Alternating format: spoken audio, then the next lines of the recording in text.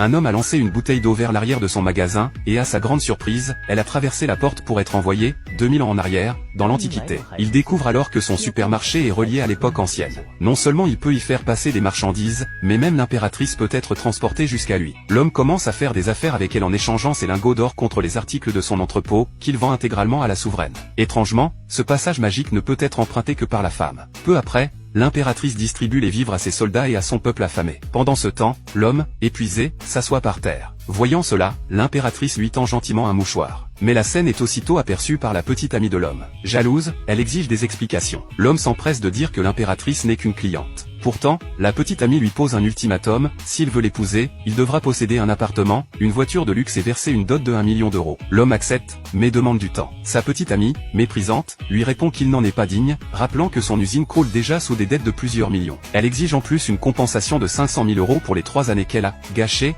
avec lui. L'homme est abasourdi. Il réalise qu'il a tout donné pour elle, mais qu'elle ne l'aimait que pour son argent. Révolté, il lui demande de partir sur le champ. La petite amie, furieuse, court alors prévenir l'impératrice pour qu'elle se méfie de lui. Mais celle-ci reste indifférente à ses accusations et lui demande simplement s'il reste encore des nouilles. L'homme répond qu'il en a en abondance. L'impératrice, touchée, lui serre la main avec reconnaissance. À ce moment-là, il sent sa chaleur, elle est vraiment humaine. L'impératrice lui explique alors que son peuple lutte depuis 9 ans contre des envahisseurs, et qu'il ne reste plus aucune réserve de nourriture. L'homme découvre que leur défaite est imminente et que l'impératrice mourra bientôt sur le champ de bataille. Ému, il lui promet de tout faire pour empêcher cette tragédie et soutenir son peuple. Il se rend ensuite à son usine et propose une collaboration. Le patron se moque de lui, convaincu qu'il n'a pas un sou. Mais l'homme pose sur la table une avance de 1 million d'euros et exige la livraison immédiate de 50 tonnes de riz, de farine et d'huile. Sous le choc, le patron accepte. Parallèlement, l'homme réserve des centaines de repas à l'hôtel, exigeant qu'on lui livre 100 tables chaque jour. Le directeur est ravi et va personnellement lui préparer son dîner. Mais voilà que la petite amie réapparaît. Persuadée qu'il la suit pour la reconquérir, elle le ridiculise, assurant qu'il n'a pas les moyens de payer quoi que ce soit. L'homme, calme, dit simplement qu'il est là pour dîner. C'est alors que le directeur lui apporte une bouteille de vin précieux. Choquée, la petite amie et sa mère s'assoient à sa table et lui demandent de leur servir à boire,